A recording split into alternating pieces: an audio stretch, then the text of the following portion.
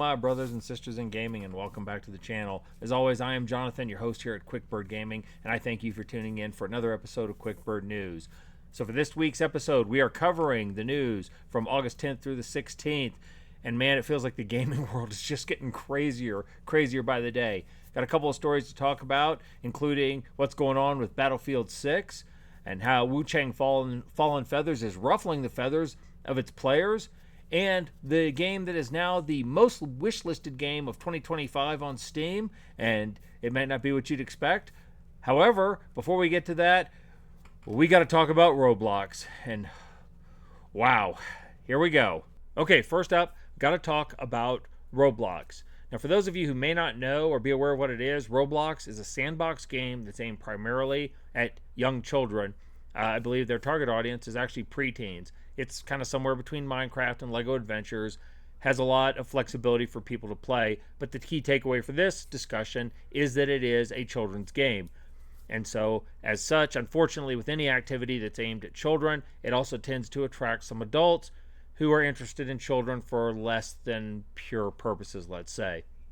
And Roblox has a history of having some of these issues. But it all really heated up this week, and we'll start with this Insider Gaming article from August 12th on Tuesday. Roblox issues legal notice to ban Predator Hunter in the free Schlep drama. The Roblox Corporation has banned a prolific Predator Hunter from the platform and issued a cease and desist order to them. In recent days, Schlep, a YouTuber with over 640,000 followers, has revealed a battle with Roblox that stems from his predator hunting activities on the platform. Schlep claims he has directly influenced the arrest of 6 predators who were using the Roblox ecosystem for nefarious activities. He's now being pursued by Roblox, which is eager to clamp down on his work. In a post on social media, Schlep expressed his sentiments towards the ban issued to him before following up with a copy of the cease and desist, and he says, "No matter how it gets painted, me and my team got 6 predators arrested within the Roblox community in under a year. I sleep well at night knowing these people will not be able to abuse any more children on Roblox." The cease and desist order from Roblox accused Schlep of engaging in child endangerment, sharing or soliciting personal identifiable information, or directing users to move conversations off platform. And the claim is that Schlep and his team are directly undermining Roblox safety efforts. And here is the actual cease and desist from Twitter. You can pause here if you want to read. That's the first part of it. That is the second part of it. I read it, and essentially it sounds like they're saying, you're interfering with our safety efforts. We've got this under control. We are going to deactivate your accounts, and we will persecute you if you try to come back to the platform.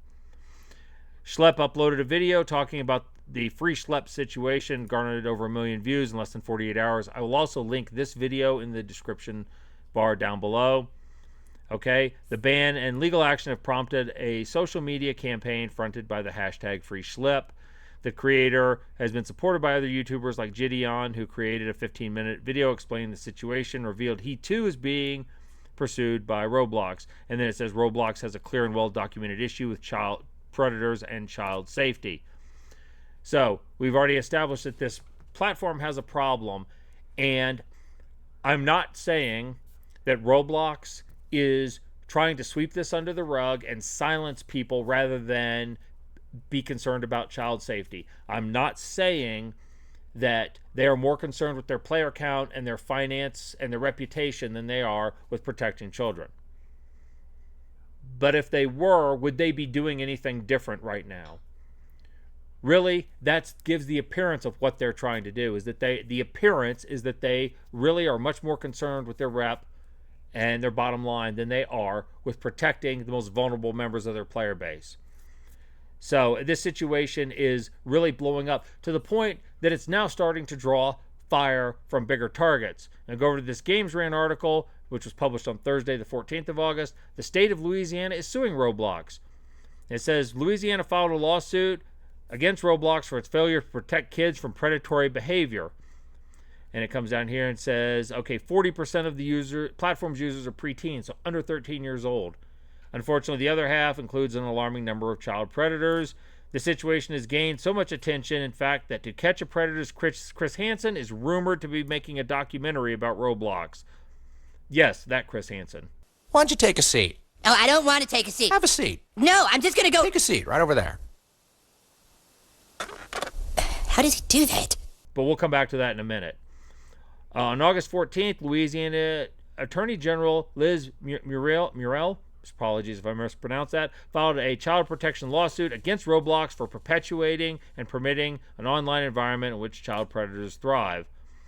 More than half of the child player base, 56%, is age 16 and below. So over half are teenagers and under. There's no minimum age to play the game, no age verification, and so on. Many people, including the state lawsuit, are calling out the CEO of Roblox for failing to act sufficiently to ensure kids' safety. CEO David Baszucki, according to the filing, even encourages the development of game to attract adults, which shows a, quote, willingness to compromise safety, creating more dangerous circumstances for children. Okay, there have been multiple documented instances of children being groomed and even abused as a result of their interactions with predators while playing. In July, a Des Moines, Iowa family filed suit against Roblox after their 13-year-old daughter was abducted and assaulted by a stranger she met on the platform. This is not an isolated incident. This has happened. There have been many instances of this happening in the Roblox ecosystem. So this is not alone. And this is just the latest example of it. So Roblox really does have a problem here.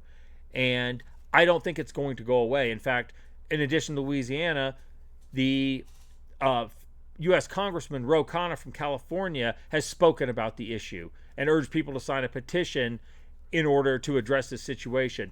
So if you're drawing lawsuits from state level and you're starting to get noticed by U.S. federal government officials, you're in for a bad time.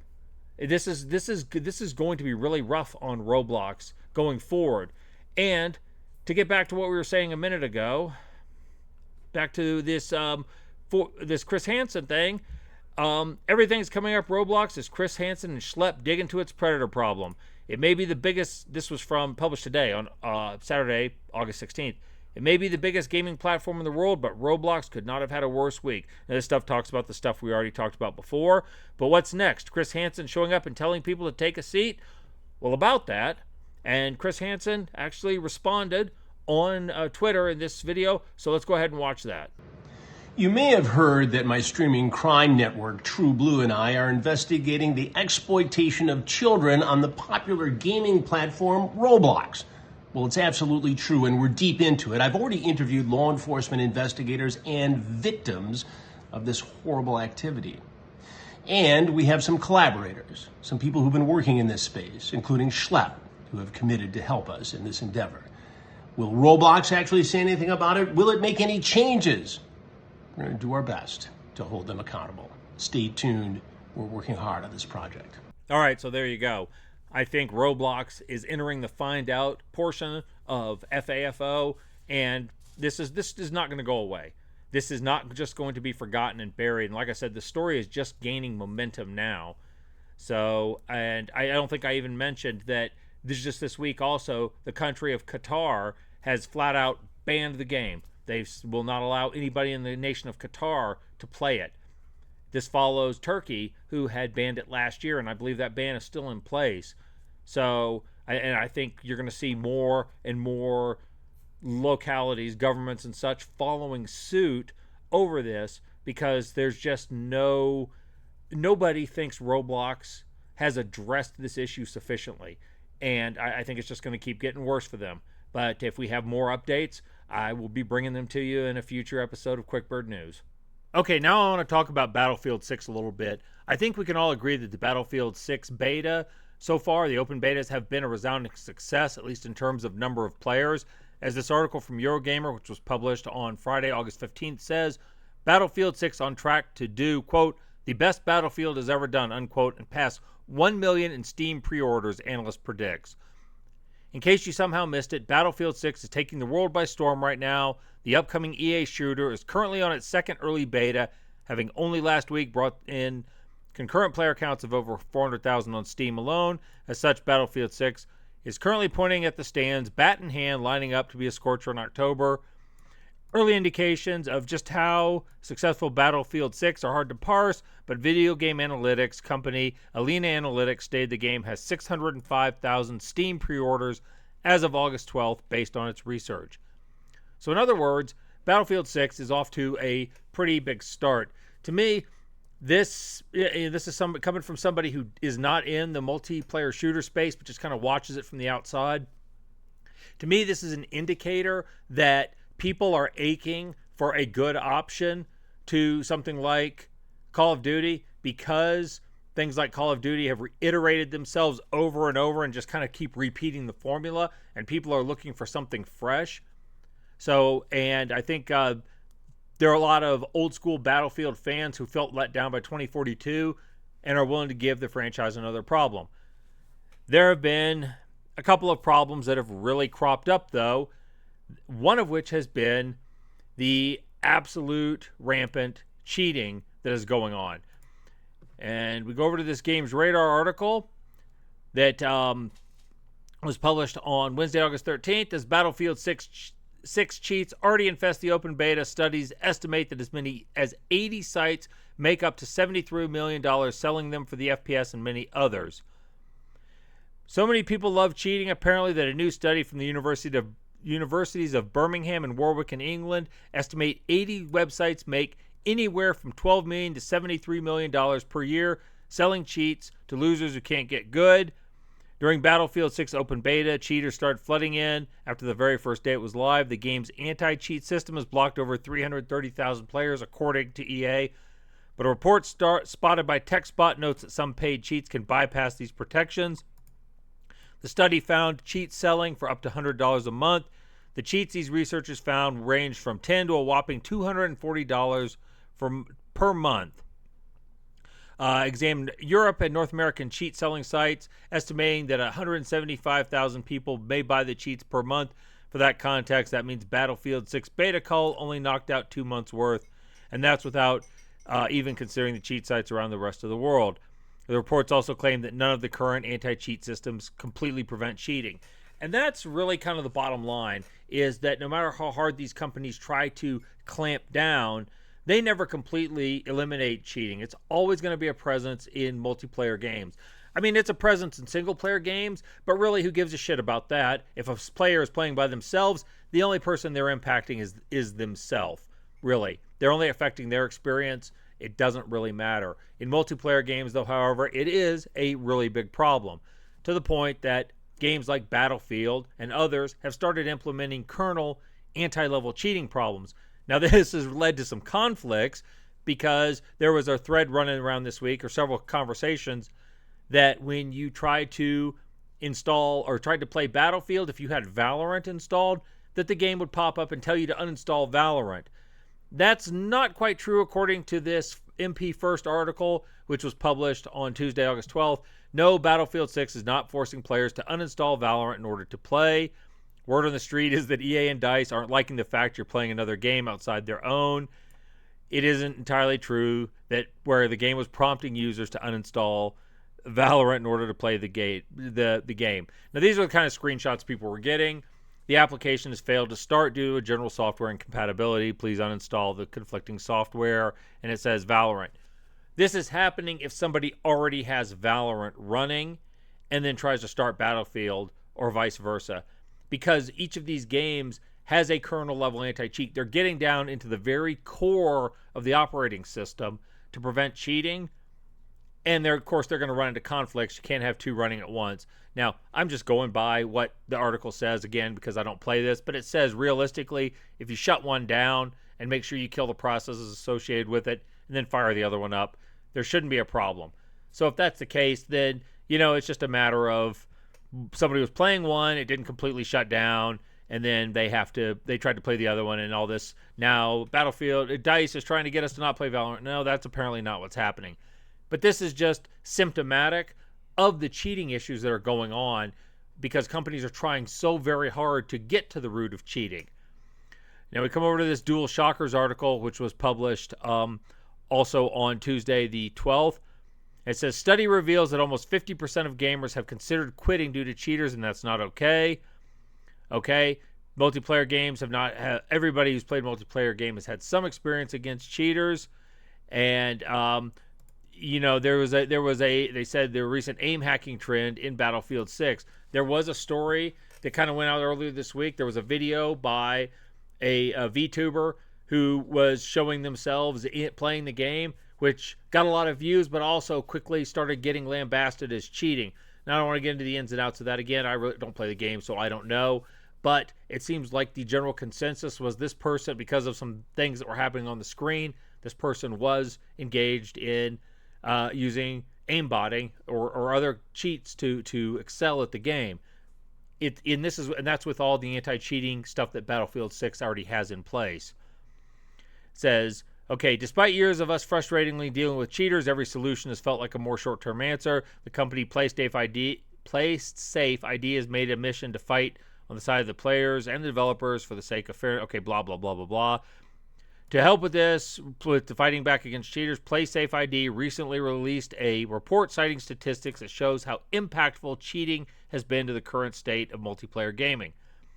Highlight that 80% of gamers have encountered cheats in some form. 52% say they encounter these cheats monthly. That's half of people who are playing this game. Even these games with the kernel level anti-cheating, it's still going on. One of the most shocking statistics, however, is 42% of gamers have at least considered outright quitting a game due to the cheats. And simply looking at these games, it's not hard to see why. Battlefield 6's multiplayer beta just had its first test run, and not even hours into the test, there were already multiple reports of cheats being used. Additionally, games like upcoming Black Ops 7 are already stating their intention to use specific anti-cheats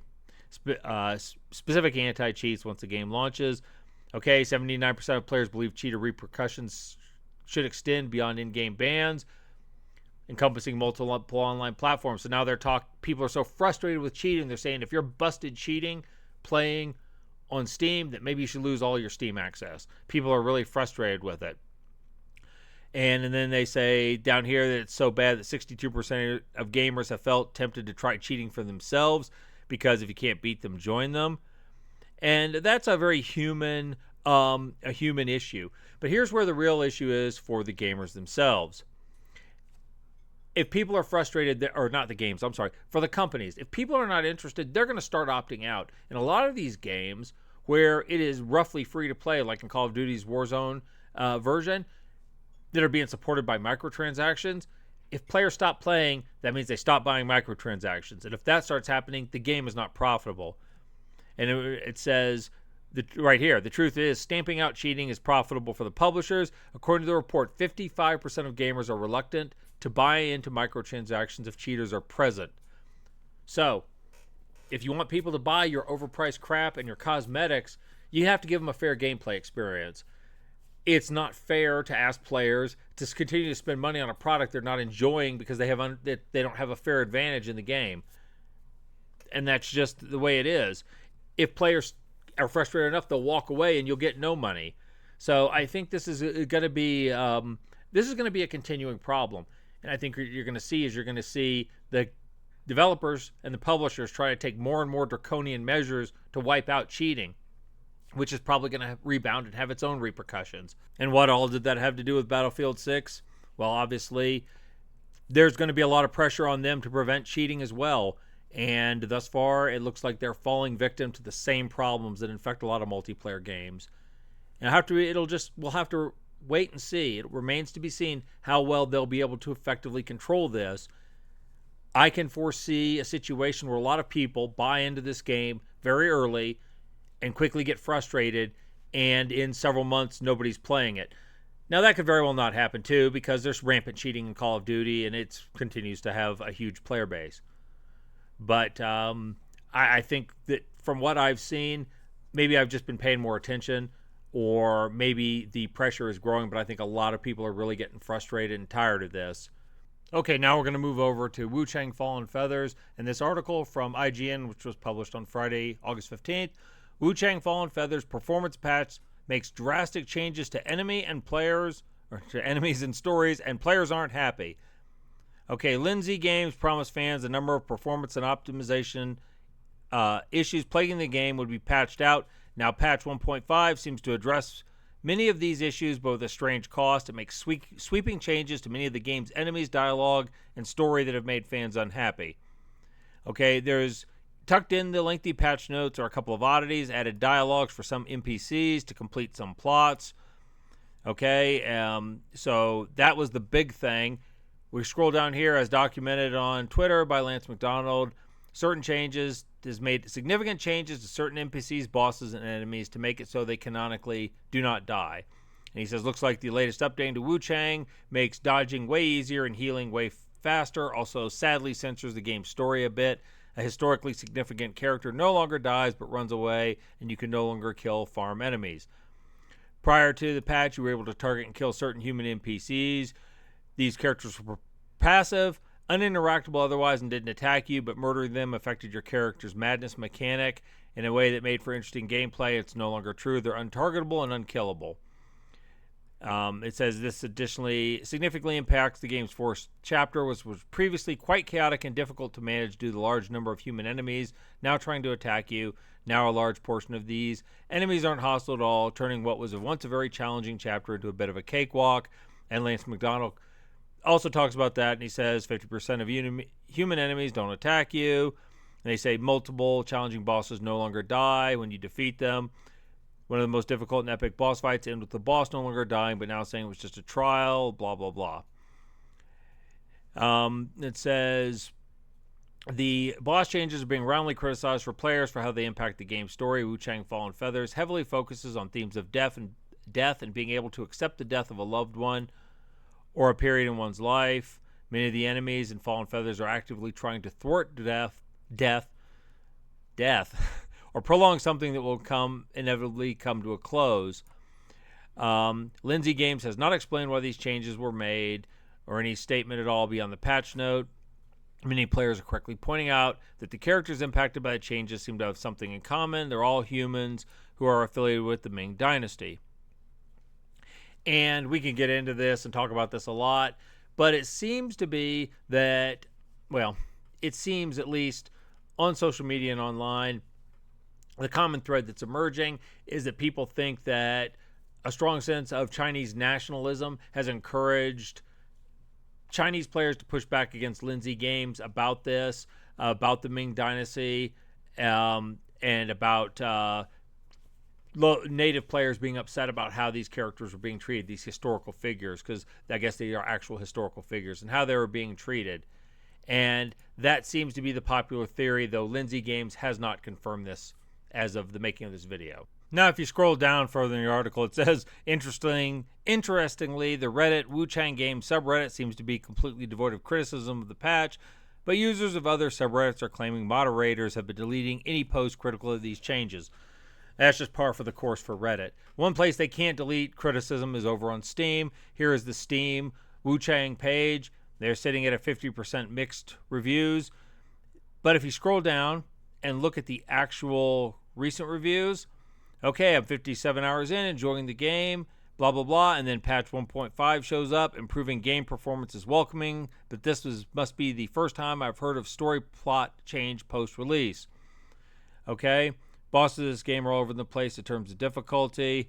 This game is fantastic. Oh, that's a positive one. Okay, so the game is fantastic. Patch 1.5 added censorship and changed the story bits that don't make sense to comfort fragile Chinese nationalism. I don't know if that's true, but that, like I said, that seems to be the theme that's out there. Love the game all the way to 1.5. Dev single-handedly butchered the theme of the story by changing plot lines.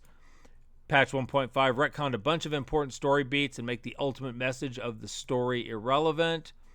Optimization improvements are always welcome, but the sudden change to the plot is such bull. You know, patch 1.5 made the game easier and reduced the level of violence. I wouldn't call this Souls-like anymore. The developers snuck in a ton of censorship into the 1.5 patch. Excuse me. So the consensus is that the changes have not been well received. I don't know that it's going to have a whole lot of impact for Wuchang Fallen Feathers.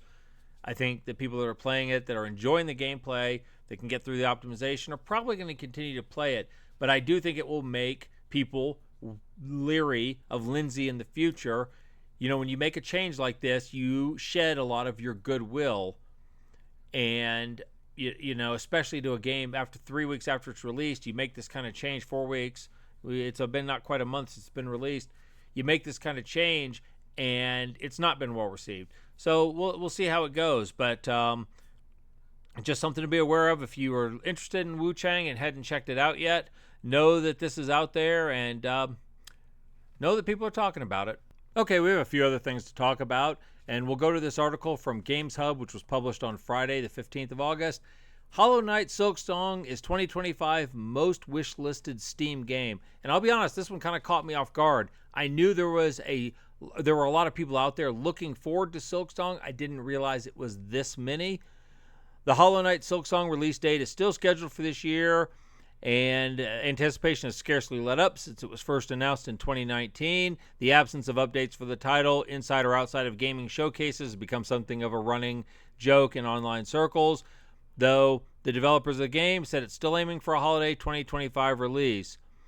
While the online discourse of the game has given all the online discourse about the game over the last 6 years has given an indication of how many people are looking forward to it, the numbers paint an equally impressive picture. 4.8 million people have wishlisted the game on Steam, so almost 5 million.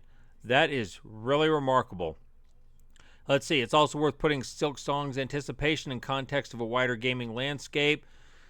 Steam includes a huge percentage of games being released that mean on the wish list.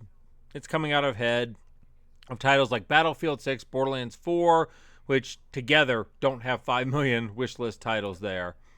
So I guess that's interesting. I think that's kind of cool that this indie title has developed such a strong following. People are really interested in it. No release date and no further information has been forthcoming lately. I know that Gamescom starts on Tuesday, so 2 days after this video is being posted, maybe we'll get something there. And keep our fingers crossed. Next up is this Eurogamer article, which was published on Tuesday, August 12th. Remedy is unsatisfied with FBC Firebreak sales as subscription console players exceeded those on PC. So Remedy says they're unsatisfied with the sales of their live service shooter, FBC Firebreak, as the game underperformed on Steam. Another live service game, a shooter, that is not doing well. Haven't seen this story before, have we? As part of the company's half-year financial report, CEO stated that Remedy's revenue increased by 63.5%, with game sales increasing due to the release of Firebreak. The launch succeeded technically and had over 1 million players in its first 10 days. However, the majority were on Xbox and PS5, where the game was available on day one subscription services on Steam. Intended as the primary sales channel on PC, the game underperformed. Now, I know that they've said that commercially we were unsatisfied with the launch phase. Consumer sales, okay, it's been driven by Xbox subscription services. It said, okay, basically what I just said. It did not do well. A lot of people didn't take to it very well. From what I had read and talked to people who had played it, they just said it was uninspired. It didn't have that. It seemed kind of bare bones, didn't have enough content. Now, I know that Remedy is trying to get this together. I was a little skeptical of this type of game, considering games like Quantum Break and Control and the Alan Wake series are all story-driven single-player experiences. This type of game seemed outside their wheelhouse. I didn't think that this was really their forte to go to. And that's too bad in a way, because I really like the mythology they've set up, especially around the Federal Bureau of Control and the game itself. And that's why when I come down here, they said elsewhere in the report, Remedy to confirm that Control 2 development is on track towards its next milestones. Okay, to me, that's good news. Control was one of the best games I've played in the last 3 years. I really enjoyed it. Max Payne 1 and 2 remake is also in full production. Control's over 5 million copies. Good for them. Let's see, Alan Wake 2 has continued to sell steadily and accrue royalties, though no sales figure has been posted. The horror game was Remedy's fastest selling game, but it only became profitable a year after release once sales passed 2 million. The only way to get it on PC is on Epic Game Store, and if that's the way you're going to go, yes, you're going to shoot yourself in the foot. They probably would have hit 2 million sales in the first 6 months if they had put it on Steam. Just saying. They can justify it how they want, but there's no way around it. So Remedy has made a couple of games I liked. Like I said, I really liked Control. The first Alan Wake was okay, but they're making some real awkward business decisions. I hope that's not a bad sign for the future of Control 2. Next is this Insider Gaming article from Wednesday the 13th of August. The next Resident Evil remakes are releasing in 2027-2028, it's claimed. According to an insider, the next Resident Evil remakes are for Code Veronica and Zero and scheduled for 2027-28. Dusk Golem is back at it with their scoops on the Resident Evil franchise. Okay, and he talks about, most recently we got 2 new details about Requiem, Resident Evil 9. Firstly, new gameplay will be shown at Gamescom opening night live, which again will be Tuesday, 2 days after this video is posted. Secondly, the upcoming title will seemingly have Last of Us combat and vehicles. Okay, so this comes as Dusk Golem is talking on Twitter. Somebody says the next remake is obviously Resident Evil 1. They need to tie it into the canon ending. And he responds, are going to be Resident Evil, Code Veronica, and Resident Evil 0, releasing 2027, 2028. Unclear the order, but that's what I'd expect. Okay, so that's kind of what's apparently the future of the next Resident Evil games, if the leakers to be believed. I'm okay with that. I've never played Code Veronica. It's actually on my list of games to play this year for my How Does It Play Today series, where I look at games that are 25 years old. Resident Evil 0, I rage quit the original because of the lousy inventory management system. I just couldn't deal with all the backtracking. So if they're going to punch that up, I would be willing to give that another try. I guess we'll just see what happens. But with Resident Evil 9 coming out, I know the interest in this series is that has had a little bit of a resurgence. It was always popular, but I think people are really talking about it now. So more remakes are to be expected, and I guess this is the most current data we have on that. Okay, I'm going to end with this bit of sheer idiocy coming from Video Games Chronicle. This was published on Saturday, August 16th. Liberate Cow. Animal rights groups PETA urges Nintendo to remove cow's nose ring in the Mario Kart world. Leave the rings to Sonic, the organization says. Animal rights organization, I guess PETA, has urged Nintendo to redesign the popular cow character in Mario Kart world. Ever since it first became known that the latest Mario Kart entry would feature a cow from Moo Moo Meadows as a playable racer, she's become one of the most popular characters in the game. PETA, which is no stranger to campaigning against Nintendo games, has urged the company to redesign Cow and remove her nose ring. The group argues the nose ring is a sign of cruelty, saying meat and dairy, yada, yada, yada. 3 things. 1, it's a fucking digital cow. No animals were harmed in the making of this game. 2, this is coming from Nintendo, and Japan is a country where live octopus is sometimes consumed as a meal. I don't think they're that concerned about the animal rights, especially of a cow. And 3rd, I would say that if cow here has been anthropomorphized enough to be able to smile and to drive a motorcycle, she probably has the reasoning skill and the agency to determine if she wants her own septum piercing. Let it go, man. Toddle off and do something productive with your lives. These people, I just can't anymore. All right, folks, I'm going to leave this one here. It's late, and I'm catching myself tripping over my words and slurring a little bit, which tells me I know I'm getting tired. It's probably time to bring this one to a close. As always, if you enjoyed this content, please consider subscribing to the channel. Just 1 click, and it does help me out with engagement. Lets me know that at least a few people are interested in this content. Please leave a like on the video. If you have anything to say about Roblox or about my assessment of Battlefield, the situation there, drop a comment down below and let me know. I love, like I said, I love the engagement. I read all my comments and try to answer them. All right, it is bedtime for me. Thank you all for tuning in and checking out this episode. You all go out there, live your best lives, and you all stay gaming.